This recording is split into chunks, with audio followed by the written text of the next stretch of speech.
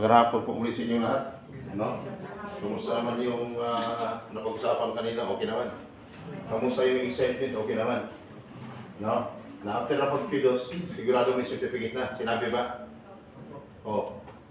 Paano kung pag nag-exam ako, 149 items, 150 items. Ang passing score is 150, 149 items ang passing score. Pag hindi pumasa, walang certificate. Kasi gusto ko lang malaman kung may natutunan ba kayo dyan kanina.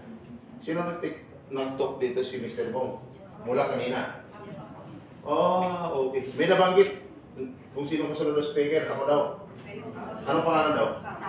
Wow, mabuti naman. Mabuti, alam niyo na.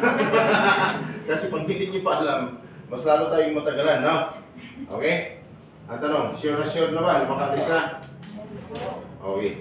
Lahat ba ay mga ex-abroad? Sino ex-abroad? Taas yung mga kamay. Ayan. Ex-abroad. No? Sino mga first-timer? Taas yung mga kamay. Mas marami yung first-timers. Ex-abroad, konti lang. No? Ex-abroad. Isang tanong lang ha. Masarap po kayo FW, hindi? Ha? Yung totoo. Ang sagot niyo sa akin, masarap lang o hindi. No? Yung totoong nangyari sa labas ng bansa, naging karanasan mo, karanasan ng iba, no? Nagkaroon ng problema, nakala pagdating doon, tagumpay, yung pala, hindi naman natapos sa 2 taong kontrata dahil sa mga pagbabago, tama? O ang tanong, masarap po yung FW, hindi? O, binago nyo. Okay, mas maganda pag pagkilala mo na ako, no?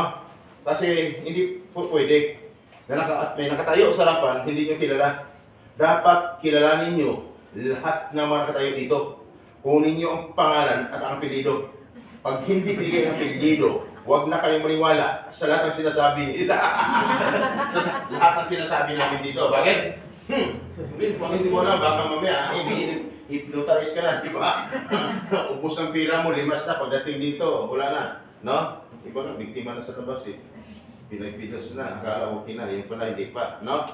Okay, kaya dapat ingat. Pangalan ko, may ballpen? May ballpen? Wala. Okay, kunin yung pangalan ko para sigurado. Pinapakuha ko talaga, nagpapilido ko.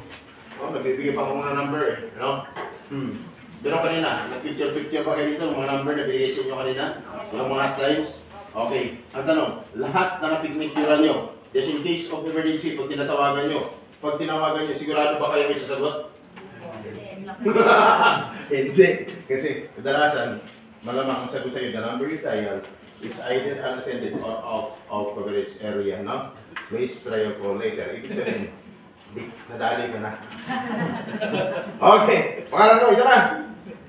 Kunin nyo ha, kasi minsan hindi may sulat-sulat, hindi isang litra. Ito parang na Mrs. Sam Carbosa, tagapagsalita namin pag-ilas mo nila.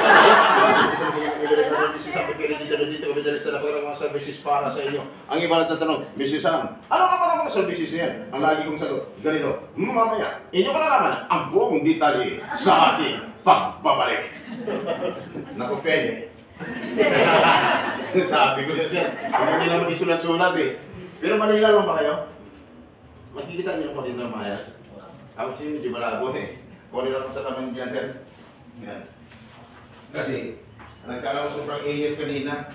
Eh, medyo... Yan. Malabo. Naka-duty ako sa gabi. Pag-duty ko sa gabi, trabaho sa araw. No? Trabaho ko kasi barangay Tanon. Di ba ako barangay Tanon?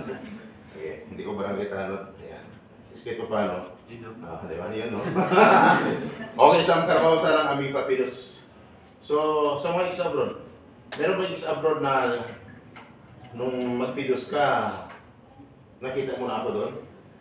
Meron ba? Ikaw, sir, sino 20 years? Sa labas mo sa 20 years? 20 years. Saan ka nagpidos na, sir? Doon mismo sa East-West sa opisina. East-West? Sa Makati? Okay. Nakita mo ko doon? Hindi ko siya matandaan kasi matagal na siya. Tama.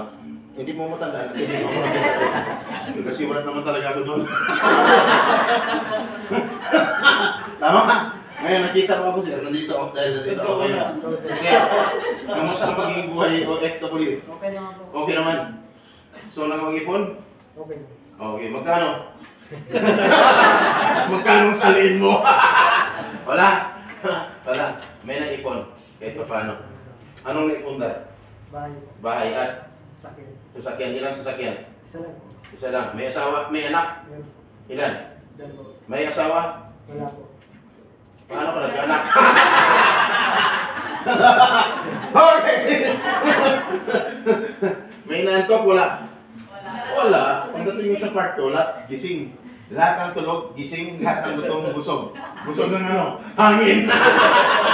Di ba, Le? Pasensya na kayo. Wala masasama kayo ngayon. Namati ako eh. Swerte nyo. Okay, sir. Ngayon mo lang ako nakita. So, it's abroad ha. Pero, walang anak, may isa. Walang anak, may isa. Walang asawa. Okay. Ngayon, magtatanong lang. Lahat ba yan nakapag-sign na ng kontrata? Hindi pa? Sino nakapag-sign na ng kontrata? Taas yung mga nakapag-sign na. Thank you. Kunti lang. Sino hindi pa nakapag-sign ng kontrata? Taas yung mga kamay. Okay. Mas marami ang hindi nakapag-sign ng kontrata. Yung hindi tumaas ng mga kamay, tatanungin ko lang kayo. Ano kayo? Sabi niyo ba? Pakialam ko sa'yo. Kasi, guys, hindi lahat na nakaupo dyan. Kunyari nakatingin sa speaker, ang concentration sa sinasabi ng speaker, hindi ko lahat. Iba kunyari nakaupo dyan, nakatingin sa speaker, tumatango, pero nasa isipan, yes sir, bilisan mo kasi gutom na kami. Tama? Malayo kami na uwi. Sige, pag nag-isip kong ganyan, sigurado, wala kang natutunan. Tandaan, batas ang ating pag-usapan ngayon na dapat mong malaman. Hindi mo alam noon, malaman mo ngayon. Ihanda mo ang sarili mo. Kamusta ang excitement kanina kay Mr. Bong? Nasa 100% ba? Kung nasa 100%, pagdating sa part ko, may tendency, mababawasan. Yung 100 na excitement mo, mababawasan yan. Tuwing may nangyari sa'yo, pag nagtanong ako, magbawas ako ng 20% doon sa excitement mo. Kaya lagi kong sinasabi, pag pumasok o pag pinasok mo buhay OFW, ihanda mo ang sarili mo. Alamin mo kung ano ang pinasukan mo. Tama? Kasi hindi po madali ang pagiging buhay OFW pagdating sa labas ng bansa. Iba ang batas dito. Iba ang batas doon. Tumiting pagkakamali mo lang, nagkaroon ka ng violation, pananagutan mo. No? Sabihin mo man, wala akong alam kasi, hindi ko naman alam. No? Kaya, yan, nangyari sa akin ngayon. So, okay lang ba? Sabihin, okay lang.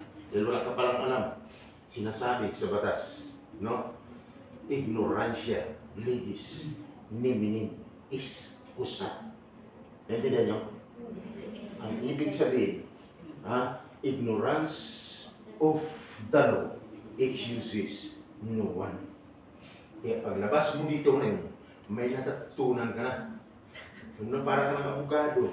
Nag-engineer lang ako, pero parang lawyer na ako. Tandaan mo kung nagkamali sa akin, nagkamali ka sa akin, pwede kitang kasuhan. Kasi bakit? Ignorance of the law excuses no one. Kaya dapat, ihanda niyo ang sarili niyo. Ngayon, Mr. Sam, ano ba ang ating pag-usapan ngayon? Ganito, yung buhay niyo, kung ano, bayani, buhay bayani. Sir, maniwala ka ba na ikaw ay bayani? Yes, sir. Sigurado ka? Napag-usapan niyo ba kanina, nasabi na ni Mr. Bong, Hindi pa. na sinabi kayo yung tinatawag na ambassador of goodwill. Kaya pagdating sa labas ng bansa, dapat talagang kilala kayo. Basta mga Pilipino, tama? Kayo ay pinadala doon para magtrabaho. At doon sa labas ng bansa, yung mga Pilipino talagang hinahangaan ng ibang lahi. No? Kaya, no? Kailangan marunong ka sumunod sa batas doon. Kailangan, pag nagtrabaho ka, dapat siguraduhin mo na wala kang sablay lagi. no? Para patuloy ang pagtitiwala nila sa mga kababayan natin o sa mga Pilipino sa labas ng bansa. Kaya kayo ang tinitingala pagdating doon, no? Isa pa, ang pinaka-number 1, bakit kayo naging bayani? Kasi maliit man o malaki ang padala mo, pag nagpadala ka ng pera sa Pilipinas, bawas yan, no? Sa pamagitan ng remittance, di ba? May mga taxes, bawas yan. Magbabayad ka, maliit man o malaki, no? Hindi man kumpleto ang sahod mo, pagpadala mo sa Pilipinas, buo pa rin yun. Ang problema, pag nagbayad ka ng tax, saan pinapasok? Sa kabanang bayan. Tama? Ang tanong, sino ang nakikinabang? Sagot ng iba, buaya. Yan, sir, kaya ka naging bayani. Kaya kung hindi kayo ang nakatulong, malaki na iambag sa pag-angat ng ekonomiya ng ating bansa.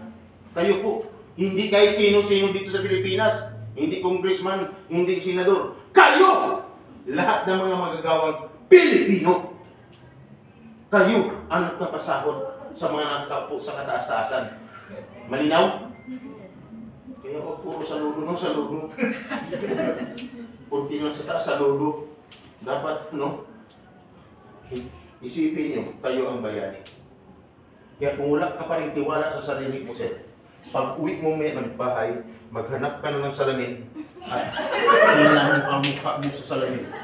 Silipin mo ang maigi. Kahit ganyan lang ang mukha ko, bayani pala mo.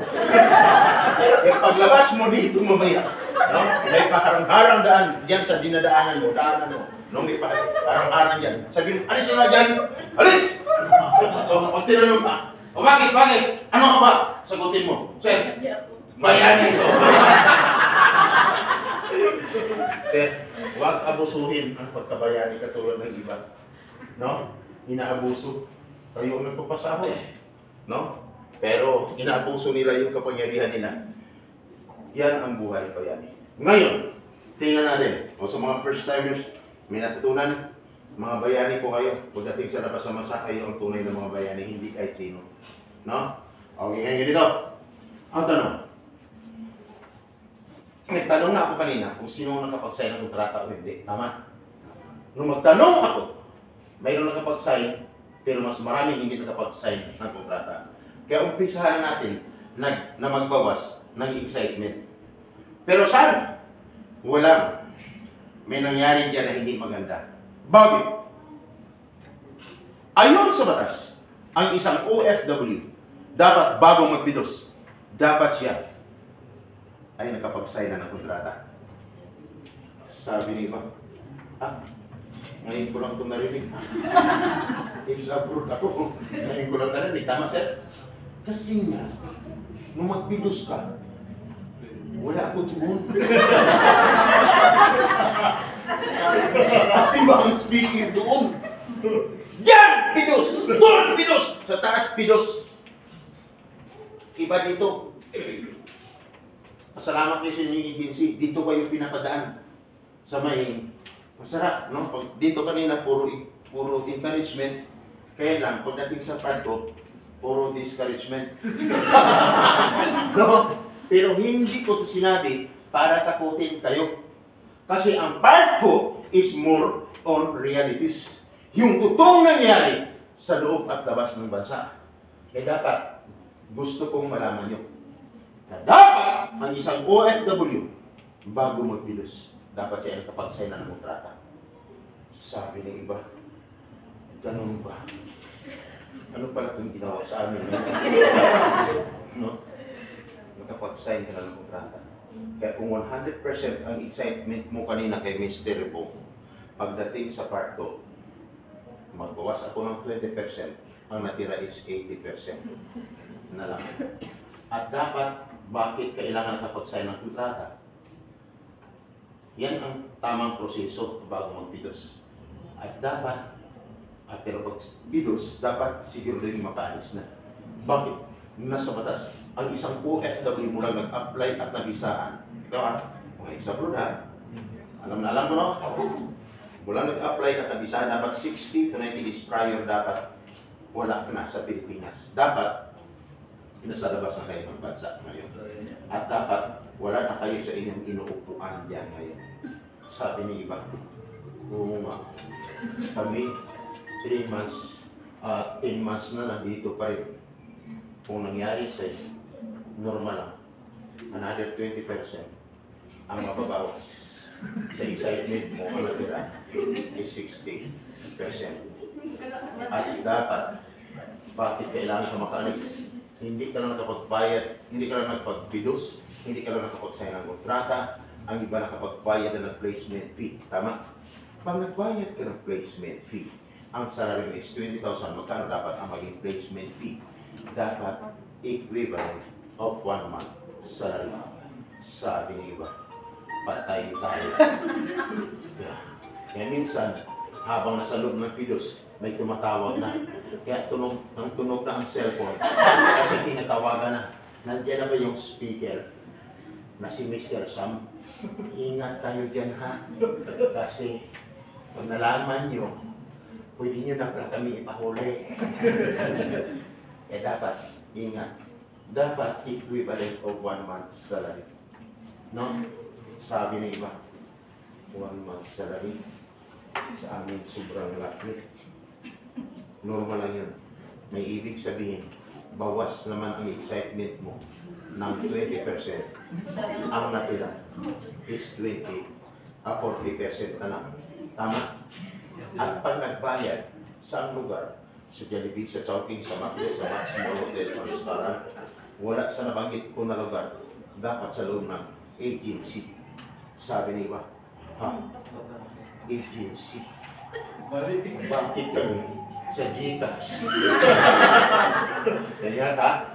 O, pag nangyari sa'yo, may ibig sabihin, another 20% naman kung mababawa sa iyo sa ang natira is 20% na lang siya. Tama? At dapat, pag nagbayad ka, anong meron? Dapat, mayroon kang kaukulang resibo. Sabi ni iba dyan, resibo, bakit kami lagbok lang? May ibig sabihin, patay kang bata. Nangyari yan. Last 2 months lang, papuntang Poland, Africa, Malaysia, Japan, ano ba? Czech Republic. Wow. Nung magpilos, super excited. Pero nung nakalabas, super, disgusted. Bakit? Nawala na. Napauna ang mga pangarap. Sila ay mga taga-Batangas. Sinundan ng 12. Sila ay mga teachers. Nabagit ang Minister Bong? Yes, sir. Hindi 95,000, 250,000 bawat isa. Diyos. So, saan nakilala ang suspect? Through Facebook. Tapos, nakipagkita sa Las Piñas. Boarding house lang. Isang dambuhala na senior citizen. Kumana ng malaking halaga sa mga professional na mga teachers. After nang makausap, pinasend na through Gcash. Nung pinuntahan doon sa Las Piñas, nawala na. Kaya dapat magiging aware kayo. Ayaw ko na mangyari sa inyo ulit. Kung nangyari man, dapat sa inyo, dapat malaman agad ng inyong agency yan. Bakit? Pag hindi alam ng agency, may nangyari pala sa iyo sa labas, pag nahuli ang suspect, damay ang agency na ginagamit ang pangalan. Tama? Bakit? Accessories of the crime. Bakit, Mr. Sam? Anong batas ang nalabag doon? Batas ng Republic Act 8042 of Anti-Illegal Recruitment or 10022 as amended of Anti-Human Trafficking Violation. Kaya kung nangyari sa'yo, meaning to say, you are a victim of illegal recruitment. Sabi ni ba, ano ba ito? Ang tanong, isigaw yung pinakamalakas. Ang tanong, tuloy, hindi. Tuloy. Isa pa. Tuloy, hindi. Tuloy! Isa pa. Parang galit na galit. Nagtanong ako dito kapon, tuloy, hindi, tuloy. Sabi ni ba, tuloy ka ba? Mr. Sam, bakit alam mo? Yan ang trabaho. Mula noon hanggang ngayon. Si Mr. Bong, hindi ko pa to kilala noon. Ito, wala pa to nung pidos na to. Yung mga pidos dito, wala pa to nung. Pati itong bangko, wala pa to nung. Yan, wala pa yan nun. Yung ano, lotus. Nakatayo lang dyan, Chowking. Diyan ako nakipag-mixer. Nag-a-apply din ako. Papuntang abroad. No? Nag-a-apply. Diyan yan, saan ka na? Nandito. Parating naman. Sige, bilisan mo. Ayun. Maya. Diyan yan, saan ka na ba banda? Sabi ko, dito lang si Johnny yan. Tiklop. Pusas. Dapat ingat, no? Huwag maulit sana. Sana huwag maulit. Kaya lahat ng pangyayari noon sa loob at labas ng bansa, pag may problema, laging nakarive yan sa radio. Laging nakarive yan sa radio. Year 2000 para no? Pag narinig yun, pag sinabi, mula sa mga makatipid, ito siya makapatrol 141 na nagulat, simple na. Sa ipilan may tulong, nakas 50,000 noats. DWIC, extra pa lang yun. Sa isang radio, pag sinabi mula sa Manila, ito ang RHU sa aming karbasa, ang naglilikod sa pagbabalita. Ako rin po yun. Sa isang dyaryo, ako si kaagapay natin. Sa isang dyaryo, ako si Latigo ng bayan. Kaya ako nandito. Kaya ano man ang mangyayari, Mr. Sam, anong dapat namin gawin? Katulad ng mangyayari, halimbawa, pinag-ayari sa amin, dito parang sa Pilipinas, i-inform ang galing agency para hindi sila madamay. Pagdating sa labas ng masabi problema, no? Pagbabago lang ang posisyon, inaasam-asam mo, yun talaga asahod mo ngayon, no? Pagdating doon, hindi pala totoo. Itong posisyon mo, engineer, nurse, pagkatapos, pagdating, hindi naman pala totoo yung posisyon na yan, no? Tapos pinagkukuhaan pa ng pera bago umalis, no? Sobra sa oras ng pagtatrabaho, no? Laging dilid ang sahod, di ba? Naranasan ng mga seryan, mga example, naranasan nila yan. Kaya swerte nyo ngayon. Kung dati, hindi kayo mag-contact sa inyong agency, pag may problema, lagi namin sinasabi, ngayon, pag may problema ka, ganun pa rin, unahin ka pa rin inyong agency i-inform. Pag may problema sa labas ako sa i-inform ng agency, pag-iusapan ng maayos. Pag hindi nyo makontak ng agency, no? Mayroon akong number na ibibigay sa inyo. Hindi, huwag po kayong magsumbong kahit saan magsumbong yung mga kilala ngayon. No? Ngayon pagkatapos, sabi ganito, pero ngayon wala na talaga. Tapos babagsak lang din pala kayo sa number na ibigay ko sa inyo. At agency muna.